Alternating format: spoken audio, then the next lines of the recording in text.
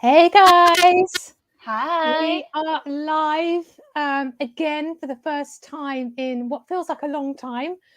And I am here with Clara. How are you doing? I'm good. I'm really good. And you, Jessica? I'm doing good too, yeah. And I've got to ask, how is the post-Eurovision depression going? Uh, it's going really well. Like, unfortunately for me, because I am really busy at this moment and I have a lot of really cool projects lined up. So I don't even have time to feel the Eurovision void, Uh-huh. unfortunately. But how about you? Yeah, I mean, I guess that's lucky for you that you're kind of occupied with other things.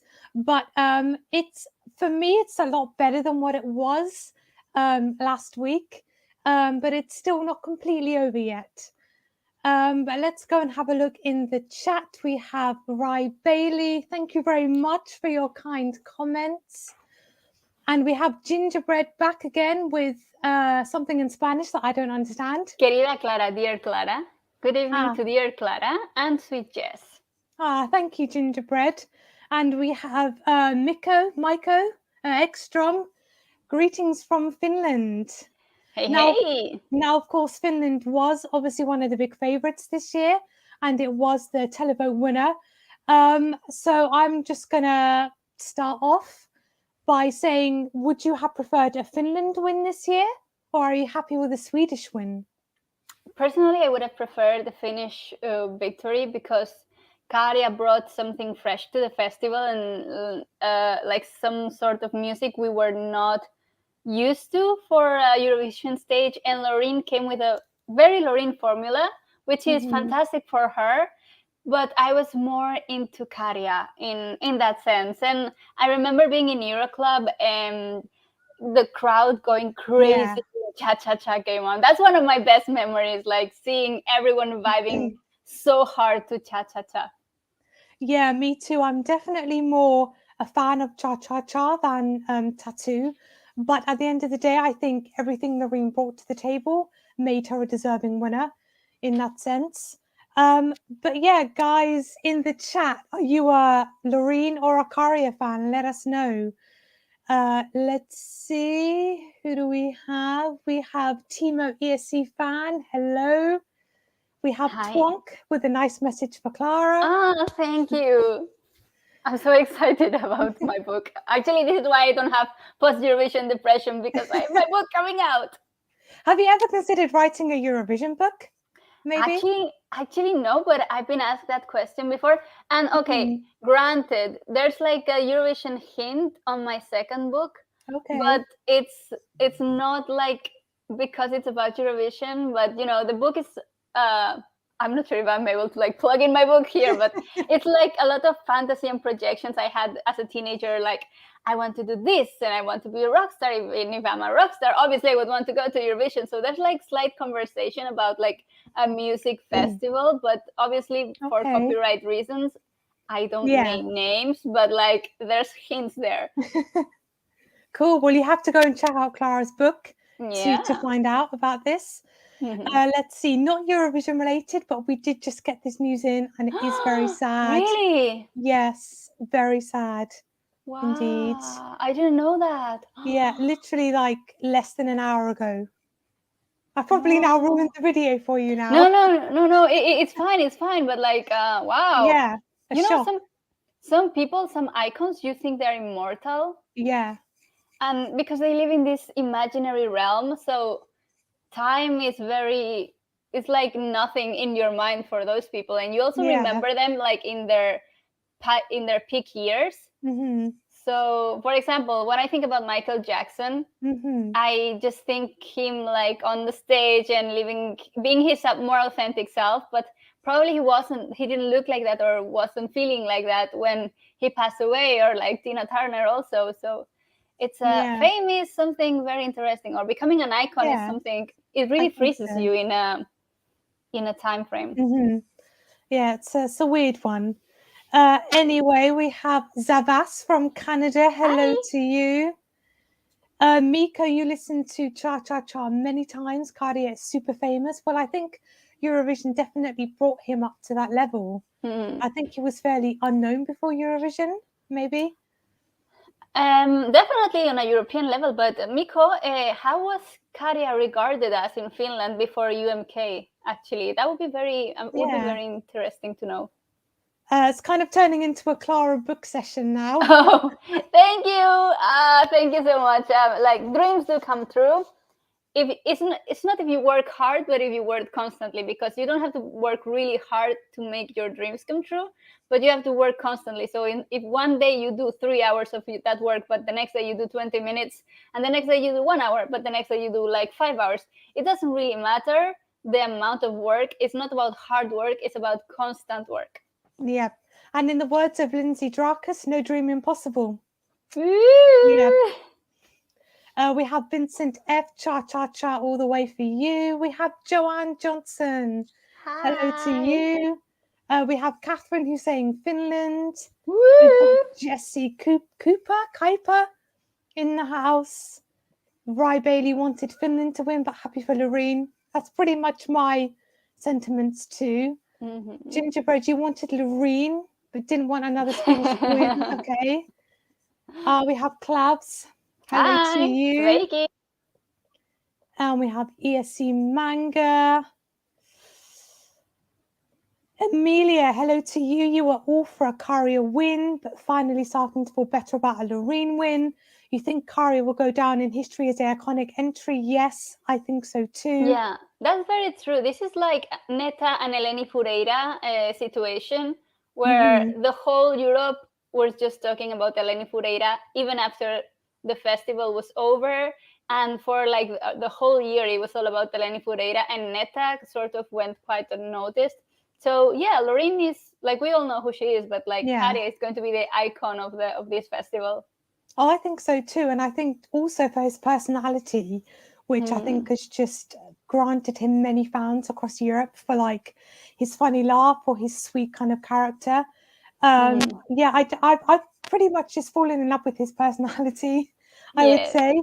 Yeah. But guys, we are just having like, you know, a general kind of post-Eurovision chat again. So let us know what you want to talk about. Anything Eurovision related, send us your comments, your questions. Oh, Jess, I have a question for you, Eurovision related. Okay. Which song from this year's festival are you still listening to that is not either Karja or Loreen? Funny you should say that, because ever since the show finished, I have been obsessed with Teya. Oh. Which, I mean, I literally have listened to it at least once a day since the show finished. I mean, this afternoon, I had it on all afternoon. I'm just obsessed with everything about it. And I actually think I have a problem. And I was messaging Andy the other day and I was like, I think I'm turning into Blanca Paloma. Like, I need help. So, yeah, I'm all about Blanca Paloma, which, yeah, I can't get enough of it. Guys in the chat, what are you still listening to, Clara? I actually started really getting into Queen of Kings, because I wasn't such a massive fan before the Eurovision and during Eurovision, because the live performances really didn't grab the whole of my attention. But now I'm all the time vibing like, and surprisingly, I'm listening less to Let 3, which I was super obsessed with before the Eurovision. Like when the song came out a few weeks later, I just got so into it. And during the whole Eurovision season up to Liverpool, I was just listening constantly. And now I'm more into Alessandra. Okay, yeah, that's a good choice to be into. And it's, I think, perfect for summer. Gets you in that kind of mood and vibe to do whatever. Hot girl summer, Queen of Kings. Yeah, exactly. Let's have a look in the chat. So there were rumours, yes, there were rumours of Sophie Ellis-Bextor for the UK next year. I don't know if you've heard of her, Clara. I've seen, actually, because Andy uploaded a TikTok on the Eurovox TikTok. Okay, yeah. I got like familiar with her. So yeah, I know who she is. Okay, cool. Well, Gingerbread is saying no. I'm also saying no, just because I don't think she'd be the right fit for Eurovision. Twonk is saying Karja might come top of Eurovision 250. I think very good. Yeah, I think it's either going to be Loreen winning again with Tattoo or Karja winning. I'm not sure which way it's going to go, but I think somebody's going to dethrone Slow-Mo this year. What do you think? I think so too. I think it's going to be Cha-Cha-Cha. Mm-hmm.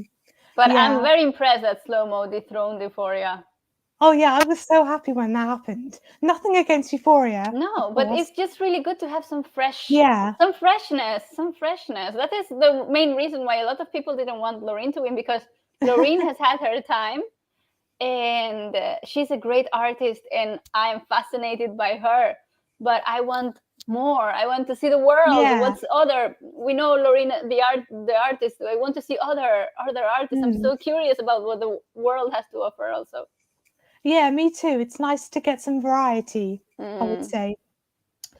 Twonk, you are listening to Estonia and Lithuania so much. You didn't appreciate them before, but now you do. Good choices, I have to say. Yes. Good taste. Class. Yes. Gingerbread, you got stuck on Estonia song. Okay, lots of love for Estonia tonight. Joanne Johnson's on Lorena, Marco Mengoni. Yeah. Catherine, you're on Slovenia and the Netherlands. Okay, interesting choice. Going to the Netherlands, Slovenia.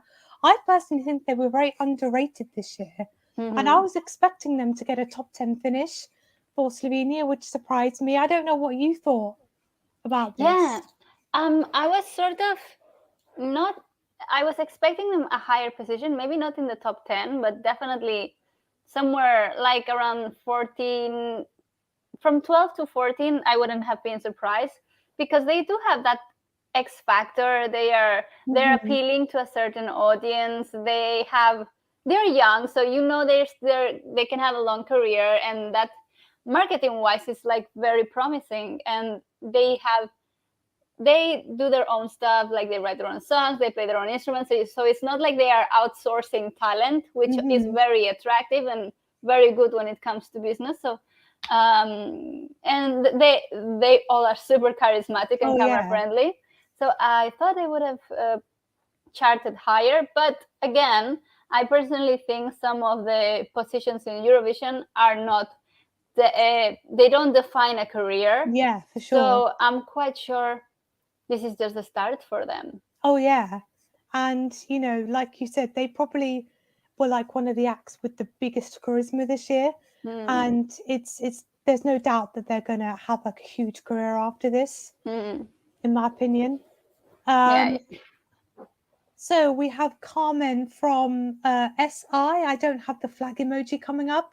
You're still listening to Joker, Albin, Mimi, Kat, Lazara, and Andrew. Big variety there. We have a question from Amelia B. What do you think about the Big Five not doing very well this year, except for Italy? What went wrong for all the others? Well, I can definitely tell you what went wrong for Germany and Spain. Okay. Well, what went wrong for Germany, in my opinion, there were two things. One was not in their control, which was that there were a lot of bans. So, normally, historically in Eurovision, a band cancels another one. And the thing that was on their control is that there was a really big mismatch between the lyrics and the instrumental. That, despite what all of their followers said, and they told us on an interview, this was not a happy song. Or the way Europe in Eurovision express happiness is not with that sound. So we're so happy we could die.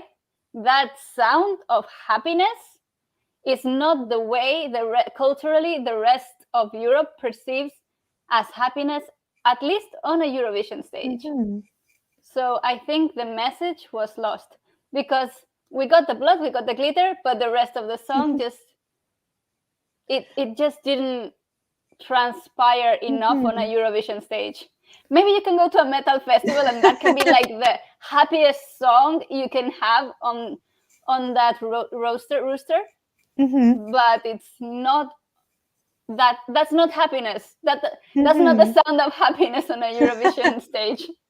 I mean, do you think maybe kind of the casual viewer is really delving into the lyrics, or do you think they're just kind of looking at what they see on stage and just hearing a nice song, maybe?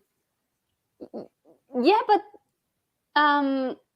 that's the thing is, for example, my sister was a casual viewer, and she just texted me about Germany because it was the one that shocked the most, and her text was, I am not sure if I should be scared of them or I should like them. Fair point. And the thing is, it's really cool to have like all of this drag and makeup on, but at some point, what is a character and what is a real person, and who do you connect most with? Yeah. I think there was like a mismatch. But the visuals were amazing. Like, I don't want to criticize that. It's not bad. Like, they were really one of my favorite acts, and I thought they would enter the top 10, but I can understand why they didn't. And personally, I think it's because there was a mismatch in the message and how it was conveyed. Yeah, I mean, staging-wise, Germany definitely brought it this year, and they did it. They executed it very well on stage. But, you know, again, I think other bands like Slovenia and Australia maybe kind of cancelled them out a little bit. But when it comes to like the UK, speaking of another big five, you can tell that we've put a lot of effort into finding the artist and the song and getting the staging right. But ultimately, all of that fell a little bit short on stage, I think. And you had other kind of female bops from like Norway, Israel, for example, that were presented much better on stage. And I think ours wasn't quite up to par with that, perhaps, which could explain why we didn't do as well as I think a lot of people were hoping. And yeah, I would say that. But as for Spain, as I've been obsessed with the song, I still don't understand how it was last in the televote. I mean, well, I could see why, in the sense that people know Rosalia, and they could really think that this was like a copy of Rosalia. But the thing is, this is a cultural thing. So, hi, this was a cultural thing. So it's not that Blanca Paloma was copying Rosalia. It's just like the traditional music in Spain. But again, the thing is, flamenco, I think it's hard to connect with if you are not like really born into that sphere. And I'm from Spain, but I'm not from the flamenco region. I'm from Valencia, and flamenco is from the south. And I really don't, if I think about everyone I know in Spain, I can only maybe think about one person that listens to this kind of music, because this is not the kind of music we have on the radio, or like the kind of music we listen to. Maybe it's more like a folkloric thing. It's more like for some festivities. And it's if the whole Spain is not behind this, it's really hard to have a whole continent getting behind an entry that is so folkloric. Yeah, you make a good point there, actually. I think I must just be like the odd one out that somehow managed to get drawn into it. But it's like, don't get me wrong, this is like tourists. It's like the tourists that come to Spain, that they expect to find flamenco in every corner of every Spanish city. And granted, there is, because we put that show for them. We create specific taverns in Spain where they will put a flamenco show. But that's not because it's like it's natural or local to that place. But it's because we know you guys are expecting it. Yeah, well put. Clara for president. Or Clara for head of delegation. Even. Oh, yes, please. That I will appreciate more. Yes. Let's go back to the live chat. Lisa Anderson is asking, which city do we think Eurovision will be in next year? Hopefully not Stockholm. Yeah, I don't think it will be Stockholm, just because I think the main arena where it would be hosted is having some renovations done, and I don't think they have like a good venue that's not having work done. And so I think maybe somewhere like Malmö or Gothenburg perhaps would probably be the next cities. And I mean, I'll be happy to go anywhere in Sweden because I've never been before. Ooh, you'd love Sweden. I'd also be happy not to go, just purely for my bank balance. But anyway, I started already saving. It's gonna be a very strict year. I will start soon, I say. My groceries is basically carrots now on carrots and potatoes. I mean, I guess it's a good way to lose weight, you know, eat less, spend less Mhm. money, get into shape for Eurovision. Yeah, yeah. Okay, cool. We have On in Travel. Hello. Cześć. Solo is one Um, of the songs that casually comes on my Spotify and I start vibing. Okay. Can't say that I'm a fan of Solo, but I'm glad it has an audience. We have Sarah O'Halloran. Hello to you. And you want to go to Eurovision next year? Well, fingers crossed, everything works out and you can go there. We have Istot from France. We have Hello. Ben Enti in the house. Hello to you. We have a question from Eva from the UK. Why do you think genres other than pop have to fight twice as hard as any common pop songs and the jury doesn't support them? I guess this does reference a lot Blanca Paloma, for example. Mm-hmm. Well, pop means popular, so it would make sense that the majority of people would be more attracted, or like there are songs that are more digestible, and that's like the easy breezy songs. And then there's songs that you have to, it's like, I don't know, it's like a book that you read and it's easy read, or there's like a book like The Lord of the Rings that you have to sit and like go through it, and after the whole experience you realize it's a fantastic book. I think it's very similar with that. Some songs are not, there's more to the songs than just the melody, and there's like, you think about the text, you think about what the song brings to you, and there's more to the song than just like a casual easy breezy listening.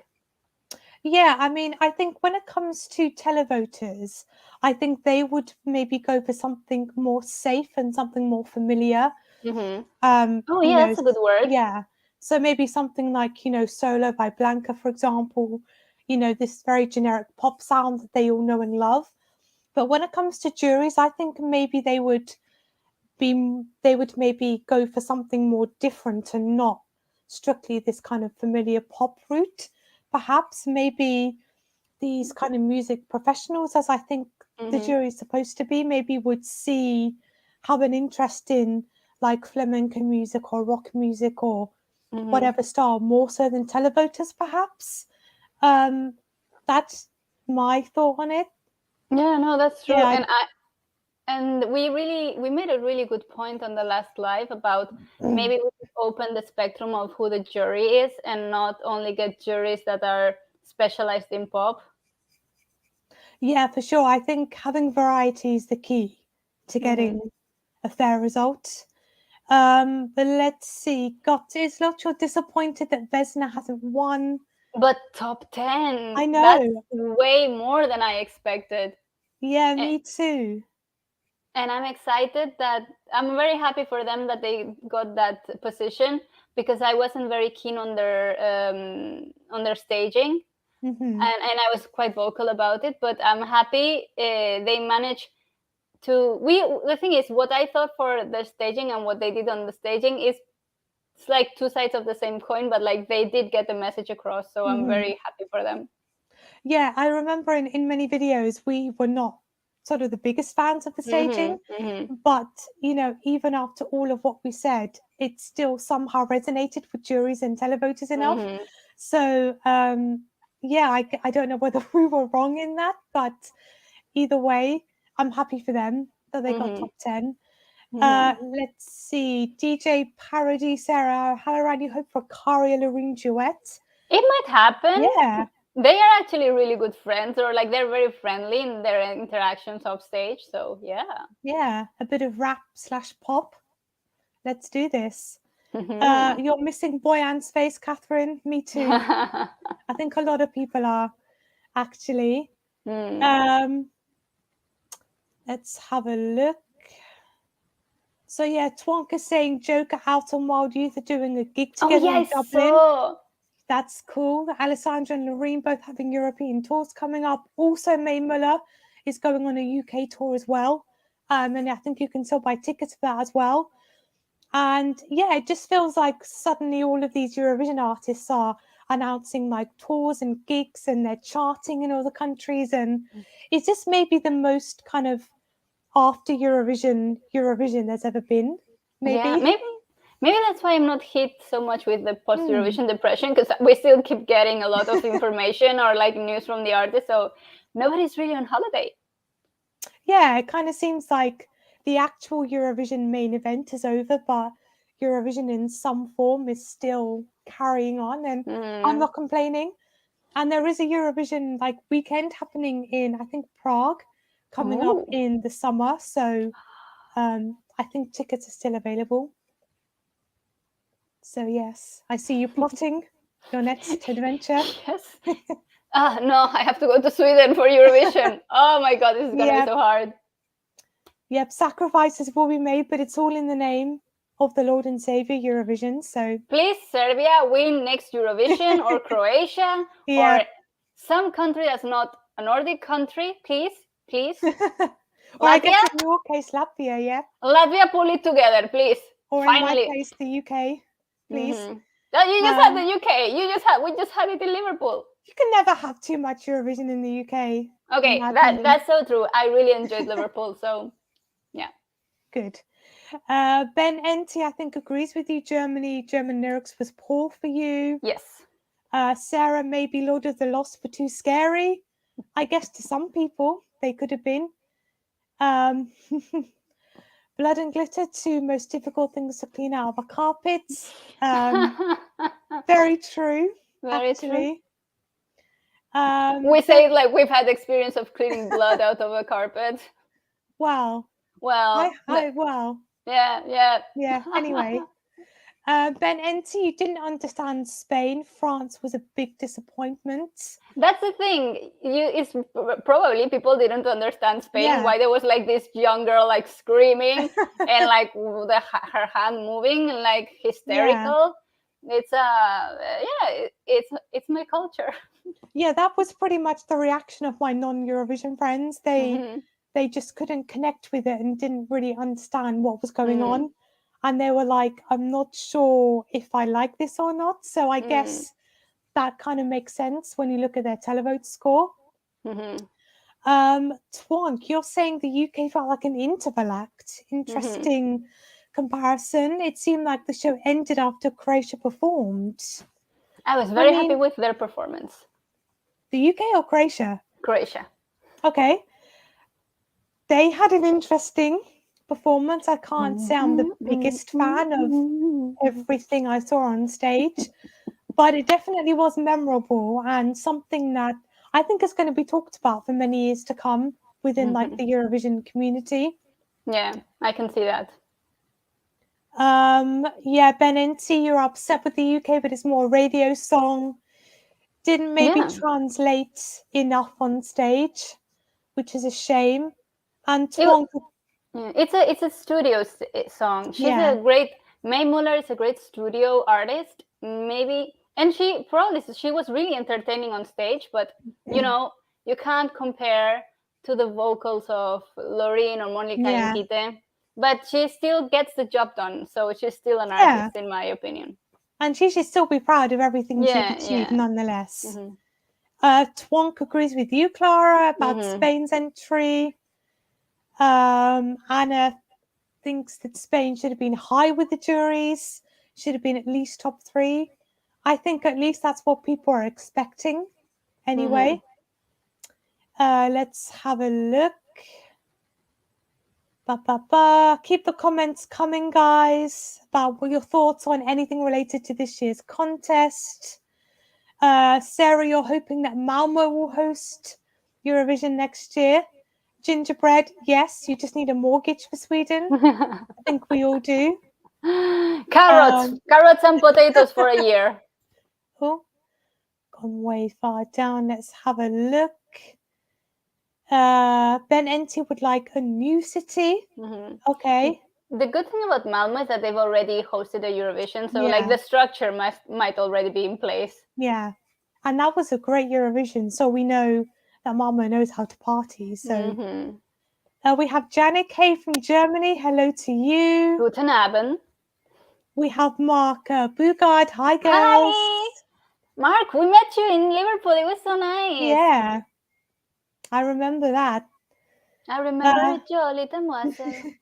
Carmen is agreeing with Eva. You agree that the EBU should consider changing the rules about who can be in the jury, and we should know all their expertise. Oh, that would be really interesting if the expertise of the juries was openly known. Yeah, or like or maybe like pulled, because you probably can check who all of the juries is, but it's not like it's like the information is pushed onto you. So maybe that would be easier. I mean, at the moment, every country just has 5 jury members, and all we really know is their names. So I think it's really up to us as fans to, I guess, Google like who they are and how they are. But I personally, think there needs to be like a big reform in the whole jury voting system. Maybe adding more jury members, having different ages, different genders, jury members from different musical backgrounds, and I think that would make it a fairer system. I don't know what your thoughts are on this, Clara. Yeah, no, I agree. I think maybe we should get juries from different musical spheres, and also, some people in Spain, at least one of the juries is a choreographer, so people that can judge the performance from all different angles, I think. Yeah, I think that's definitely what needs to happen soon. But guys in the chat, what are your thoughts on the jury system in Eurovision? Let us know. In the meantime, Fry Bailey predicts San Marino to win. Oh, yeah. Meanwhile, I'm predicting them to be a potential country that's going to withdraw just because they haven't had the best results recently. I hope it doesn't happen, but we just need to call Serhat again. Yes, the best scoring San Marinese entrant in Eurovision thus far. Yes. I more than Achille Lauro. That still blows my mind. Yeah, that really blows my mind. And then we have Flo Rida, the most famous. What's the word? Yeah, the most successful rapper in Eurovision for San Marino. So there we go. Sarah wants Luxembourg to win next year. Ooh, I think I would love that to happen, but that will send them on a frenzy. They will be so shocked. They would not know how to react or what to do. Yeah. And And I'm pretty sure Luxembourg is quite expensive. So. Oh yes. Yeah, we can't. I have really good friends in Luxembourg. They don't recommend living there. But I mean, wouldn't it be amazing if Luxembourg returned after so many years and then suddenly they'd like won after an absence of like 20 odd years? That would be pretty incredible.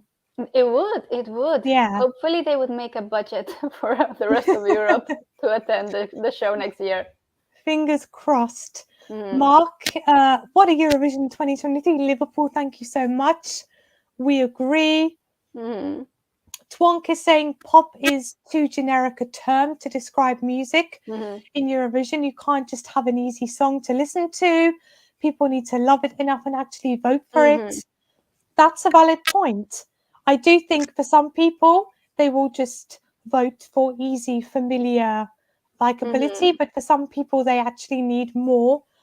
And they need to really get into the song and love it and resonate more with it, I think. Yeah, I think it's a matter of familiarity in this case. I think familiarity, that's a really good word you came up with, familiarity. Yeah. So Amelia is asking an interesting question. Did the juries not witness any of the hype around Kari in Finland? It seems that they were aware of Loreen coming back, limited reaction to clear favourites like Finland, France. I'm going to disagree and say that the package that Loreen brought on stage with her as an artist and the staging is very much jury friendly. And I think that explains why they were so popular with the juries, because she had everything going for her with the vocals, the staging, the camera work, everything. And juries, I think, appreciated that musicality. Yeah, no, I agree with you completely. And one of the things is, exactly 100% what Loreen is going to deliver from beginning to end. There's no room for improvisation. because she just like she's good. She sticks with what she does, and everything is very on the clock. With Karia, you never know exactly what you're gonna get, which is the case with his vocals at the end. Like, you know, half of the song was amazing, and that's the half of the song that gave him all of the points. The other half of the song, where he wrote his where he was in and out of tune, depending on the take of the song, on the run through. That is where the juries know, like they start to take a step back. Yeah, vocals is definitely a big factor in what people are going to vote for, and I know it's definitely like Estonia, for example. Yeah, I mean, she maybe didn't have the most memorable song, but delivered a fantastic performance that did not go unnoticed, thankfully.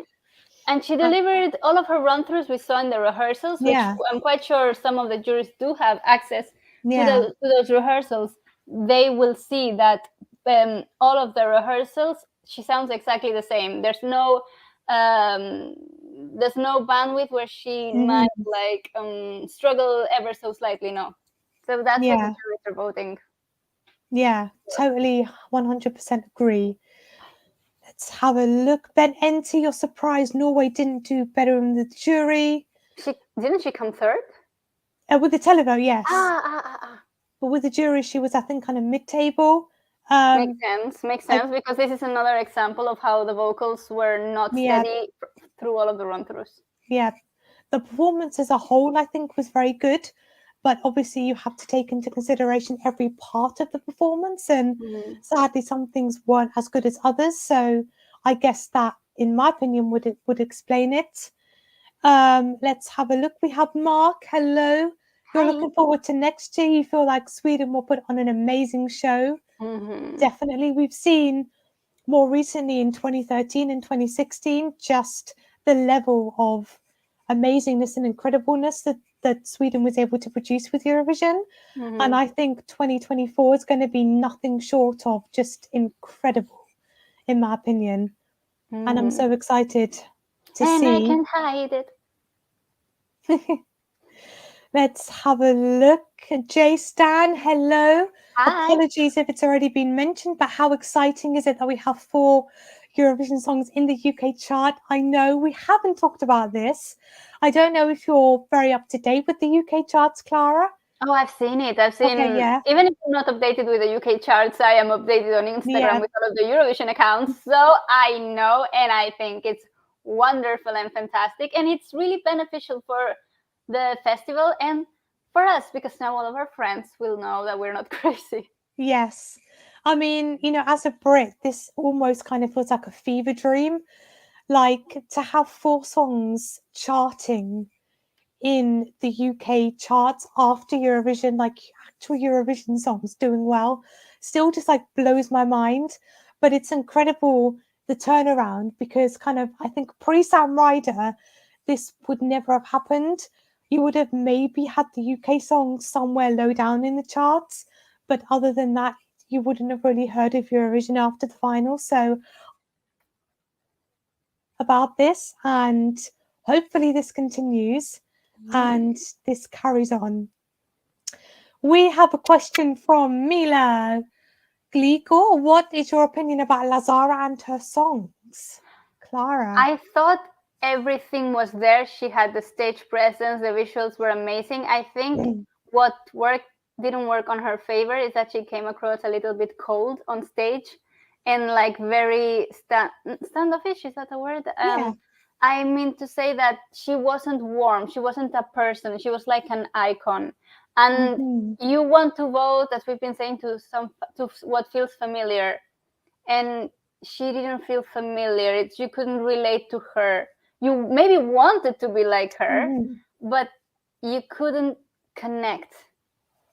Yeah, I can understand that viewpoint, actually. And I think with the staging that France brought, it was very ambitious, I would say. And maybe, like, as beautiful as it looked on stage, I think maybe it didn't 100% suit the style of the song. And I think with that staging, she was quite limited in how she could move around on stage as well. You know, and obviously for a disco song, you'd kind of want to be dancing and kind of discoing to the song. So I think maybe that kind of didn't work in their favour. But yeah, I'm still sad that she didn't do as well as she was expected. But I hope that doesn't deter France from going all out again next year. I think the Big Five has realized that going all out is really the only choice. Yeah. And sometimes it works, like with Sam Ryder and Chanel last year. Mm-hmm. Other times it doesn't work. And sometimes something simplistic like an Italian ballad from Marco Mangoni is all that you need. So it's just about finding what's right for the artist you have and what kind of, your budget and your resources in your country, and together could prove a winner. Mm-hmm. But let's see, Gingerbread is saying the blood and glitter must appear in Clara's next book. I agree. Funny you should mention there's a lot of blood and a lot of glitter. So yeah. Okay. So you kind of like foresaw this happening in Germany. Yes, of course. Of course. They were there to promote my book. They were just doing promo. You didn't know. Of course. They don't even know themselves. I mean, who needs a good Eurovision result when you have a best-selling book? I mean, Going back to the host city, Mark Beauregard is saying Stockholm and Friends Arena. I don't think Friends Arena is going to be available for Eurovision next year, from what I've heard. Adam, hello to you. You are asking us, what are you expecting from Luxembourg? They have a lot of wins, 5 wins to be exact. I expect them to qualify. That's on this first approach that they are back. I just expect them to qualify. It would be really sad if they came back and they didn't qualify. So I just really hope they qualify. I mean, obviously, Luxembourg last participated in 93 in Eurovision, has changed and evolved so much since then. Do you think that Luxembourg is aware of this, and do you think that they will be able to adapt to these new changes? Or do you think they could maybe have a similar fate to Monaco, who returned and didn't quite kind of return with the times? Well, I know the people that are in charge of this comeback, so they are very big Euro fans, and they've been up to date to what Eurovision is. They were actually in the press center this year, and in all of the years I've seen them. So they're very keen on really having Luxembourg place really well. And it's really not. It really depends on the songs on the selection. If there's going to be a selection at some point, or it's going to be internal, we don't know. But eventually, probably the TV station will receive a few songs. So it is up to the choices of songs that they have. But hopefully, they are up to date. Yeah, I hope so too. And I think it would be silly to come back to such a contest if you didn't already have like some kind of plan in mind, or already have some idea of what you're getting yourself into. So I think they obviously definitely must have some ideas of how they want to approach Eurovision in this day and age. And I hope it works out for them, and I would love to see them qualifying to the final. But in the live chat, guys, let us know, what are you thinking of Luxembourg next year? Do you think they're going to make it? Are we going to have an internal selection, a national final? I would love a national final, just because I can't imagine what a Luxembourgish national final could ever look like. That's very true. I'm very curious. I think it might be like internal, just because purely out of financial reasons, because they're already getting the resources to go to Eurovision. So putting up a national final would be even more money thrown into a TV program. So maybe for the first approach, internal could be okay. Yeah. I don't know. I think that makes sense. But what do you guys think in the chat? Let's go back. We're kind of jumping between topics here. I do apologize. But Twonk is asking, do you think semi-finals need to be revamped? It kind of feels a waste having a semi-final with just 15 countries. The thing is, for me personally, they work, but I can't sit through 30 countries competing in one. And then how would you want more semifinals or less semifinals? Because I think 2 is fine. 3, it might be too short because there would be less countries. So far, I'm actually quite happy with how the semifinals are going. But that's a very interesting question. Yeah, I'm happy with the semifinals too. It does seem a bit sad to have a semi-final with so little countries and ultimately so little countries not qualifying.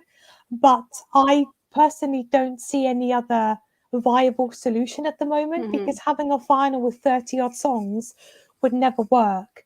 But then kind of reverting back to the system we had before the semi-finals where you have to do well enough to qualify the next year or be in the top 10 wouldn't work. So I think it's okay to keep semi-finals as they are, I would say. And I hope they do.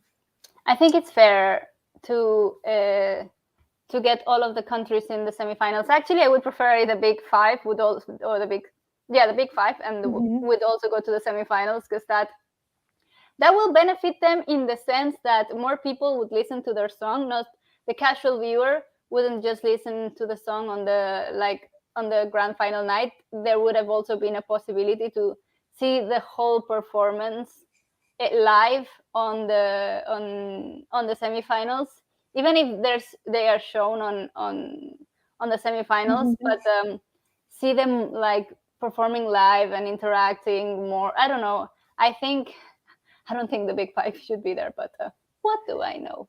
Well, so do you think maybe then the big 5 should be scrapped and every country has to qualify from the semis?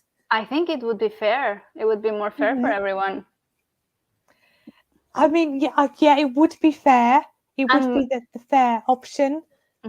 But coming from a big 5 country that has never done well, that would never qualify from a semi-final, I am kind of glad that we're in the final every year.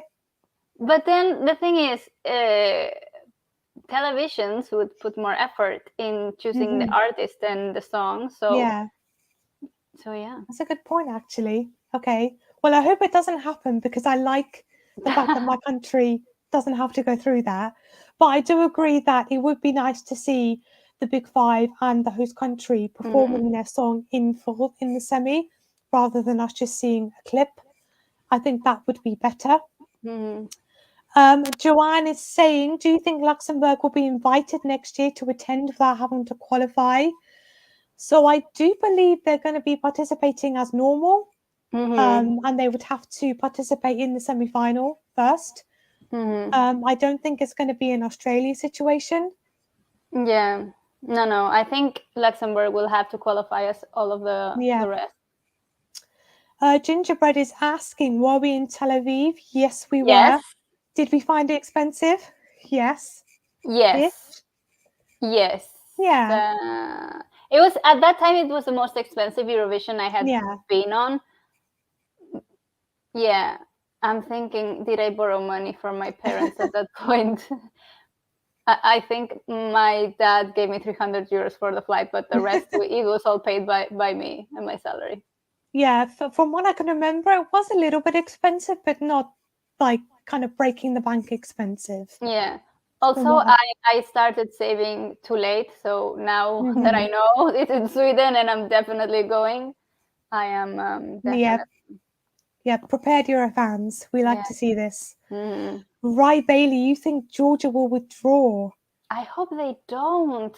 The thing is, for some countries, Eurovision is their main export to Europe, or like an opportunity to showcase their music and their talent, because otherwise they have like very limited music market options. So I hope they do appreciate Eurovision enough for like what the platform can do for them, because Georgia historically had really good results at the beginning.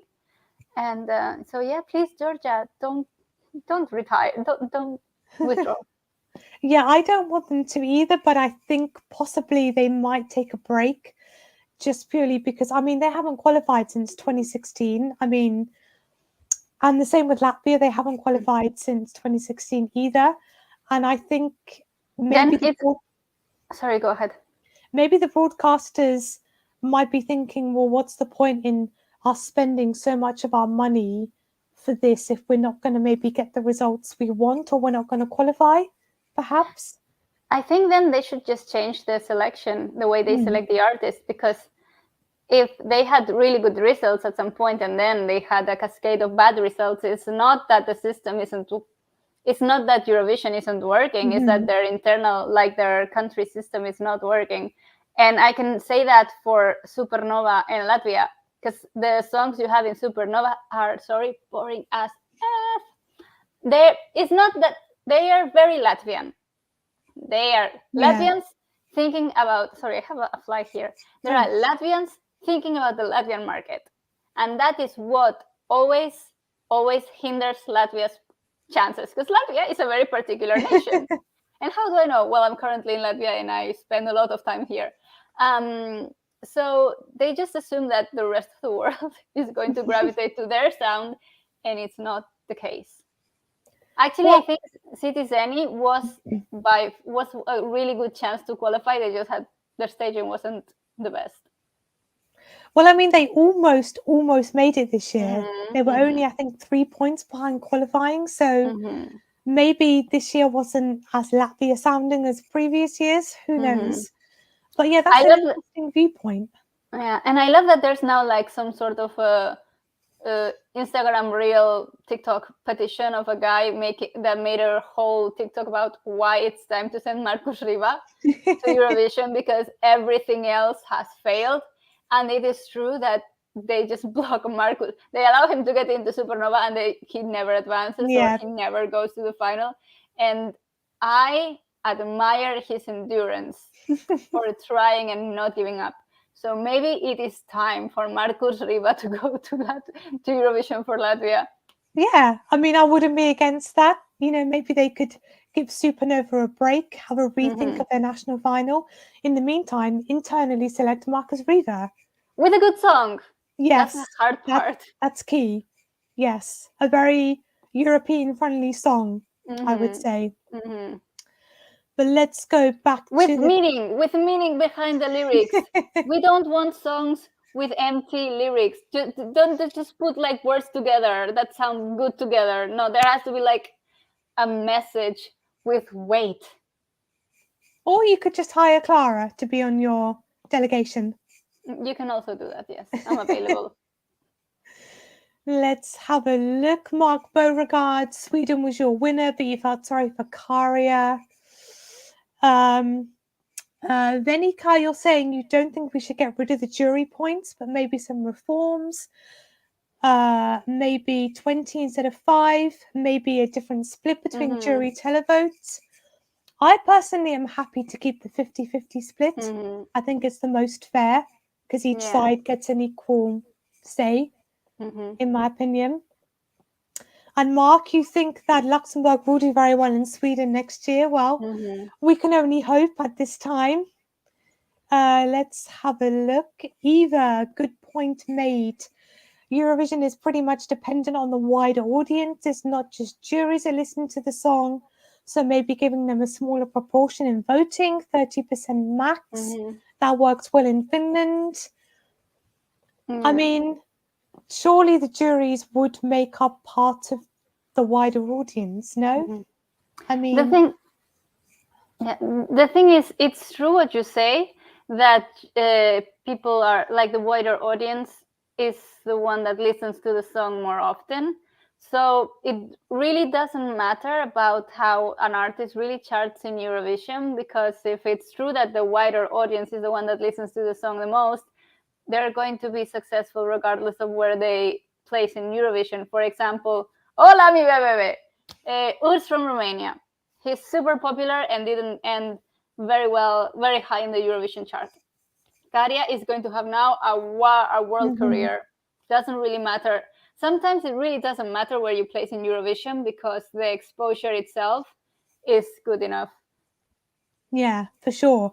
And I think I remember seeing sort of, I think last week on Instagram of the busker they were kind of sharing some like insights into how Eurovision has changed them as a band and how many new followers they gained and new listens they managed to get in Spotify streams, etc.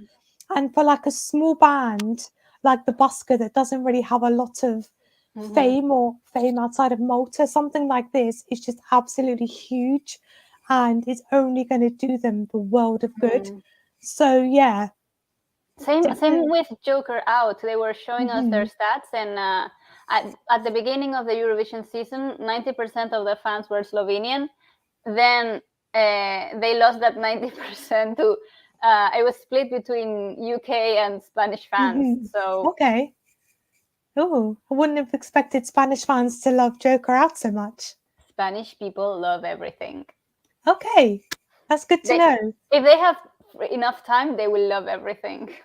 I mean, I know how passionate they can be. Yes, I have experienced that firsthand. From me? You're quite a calm Spanish Euro fan in comparison, I would say. You're more grounded. Thank you. Yes, you don't represent the masses. You're stroking my ego now. Let's have a look. Mila, you're looking forward to Eurovision 2024. Yes. Me too. Mark Beauregard, you've seen Marino in Switzerland and she's amazing.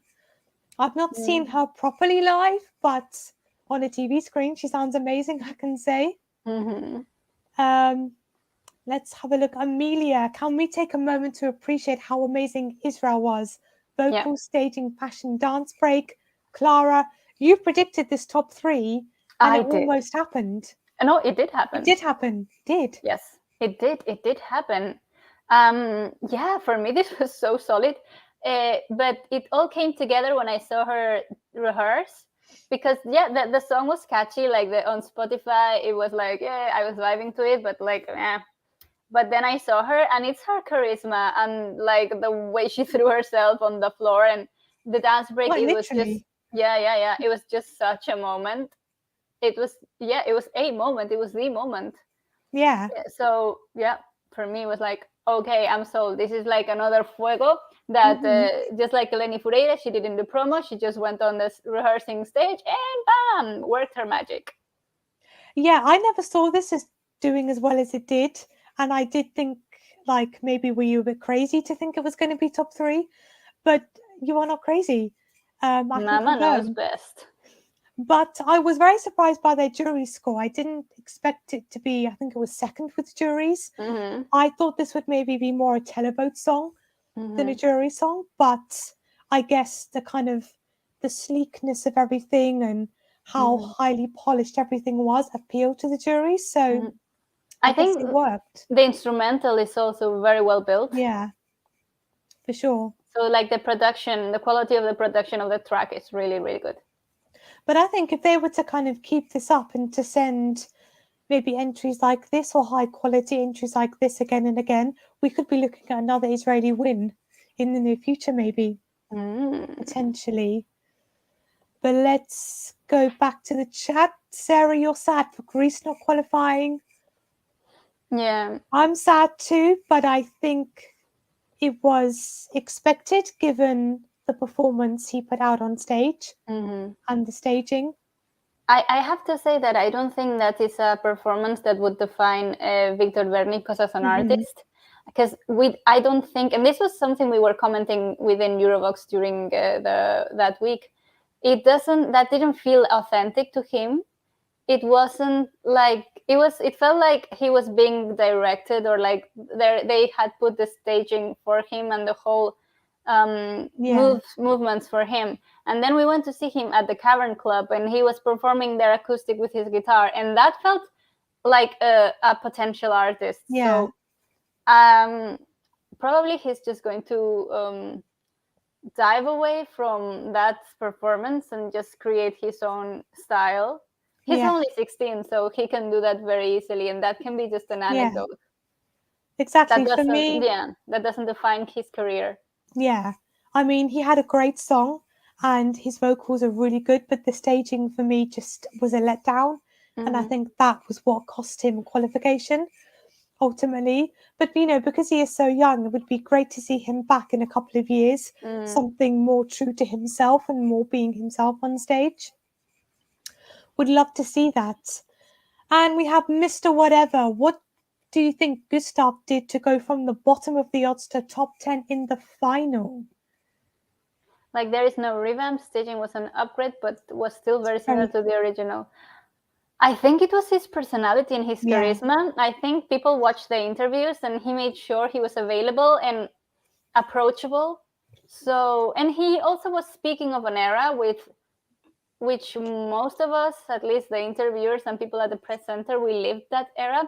Because, for example, I could very easily recall me going, like, being in like a little girl, or like in my 10 years old, or going to a shop with my mom, and my mom going shopping, and this would be the kind of music that they would be playing in the shops. So it just was familiar to most of us, I would say. And it was so fun and kind of uplifting as well. Like, when you see him and his backing singers and the dancer on stage, like, for me, it just exuded fun and happiness, and it made me want to be on stage with them. And I think that was another thing that really kind of caught people's attention, just the whole happy vibe going on. Yeah, and it was a 90s song or a 90s sound. And it's not that the 90s are doing a comeback, but like now we're getting all of the 90s trend, like with the makeup, the fashion, and it was like the era of the supermodels and a lot of new changes in society of who do you want it to, what was okay to be, or who it was okay to be. So I think it was just talking about an era of like people starting to discover who they were. Yeah, totally agree with that one. Now, we have been on for an hour, so we're probably going to wrap up soon, but let's check a few more comments. Jessie, you're curious what language Luxembourg will sing? Probably English. Yeah, I think they would maybe want to appeal, or because I think there's this perception that English language songs do better than songs in other languages. But I think the language of Luxembourg is German. It's German, but it's also Luxembourgish, but they also speak French. So it's like, I guess they have many languages spoken. Yeah. Could be cool to have Luxembourgish at Eurovision. I don't think I even know what that sounds like. Let's have a look. Anna, you're saying Blanca Paloma said that you shouldn't try to do a song to please juries, to be jury friendly. Instead, you should be true to yourself and your creativity. That would make an interesting and quality Eurovision. Yes, I agree. That's very true. And if you happen to resonate with the juries when you're true, then that's a hallmark of success. But that can work. It depends on the strategy you want to go through. If you're aiming to win Eurovision, or you're aiming to be true to yourself. And sometimes those two go hand in hand, and sometimes, most of the times, it doesn't. Because the LED 3 were very true to themselves, and they didn't win Eurovision. Loreen was also very extremely true to herself, and she won Eurovision. Kärja was also very truly true to himself, and he almost won Eurovision. Yeah. So I think it just depends on the artist and the song they have and what they're bringing to the stage. Sometimes it's going to work, other times it's not. You just never know until you try. Victor Vernikos was not exactly true to himself, and he didn't win Eurovision. There we go. Noa Kirel, I'm not sure if she was completely true to herself, but she was true to the image of a pop star, and she almost won Eurovision. Very good observations there. Adam, you think the Big Five should perform in the semi-finals like others, but they're still automatic qualifiers. It would give them some much-needed exposure. I do agree. I think we do need more exposure. Mr. System 96, hello to you. Hello. If you're just joining us, we are going to be wrapping up soon, but you can go back and watch this later on and still comment down below. Carmen, you hope Luxembourg and other countries will continue to send songs in their language. I agree. Sarah, you wonder if Luxembourg will be in Junior Eurovision. I personally don't see that yet, but anything's possible. there has to be more interest. Like they have to be doing quite well within the competition, the adult competition, before they try out the junior one. Yeah, I agree. Benenti, you think Luxembourg will do Australia and go big? Would love to see that happening.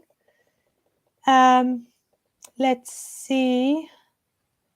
You think, Benenti, you think Georgia and Ireland and others should do what they do in Junior Eurovision? Send the child. I mean, to be fair, Georgia are a powerhouse in Junior Eurovision. They've won it most times. So if they could bring that to Eurovision, they could be a powerhouse in Eurovision too. I think they just need to find their feet, find what's going to work for them in an adult version. Yeah, they brought the adult version of a Junior Eurovision winner, and that did. Yeah.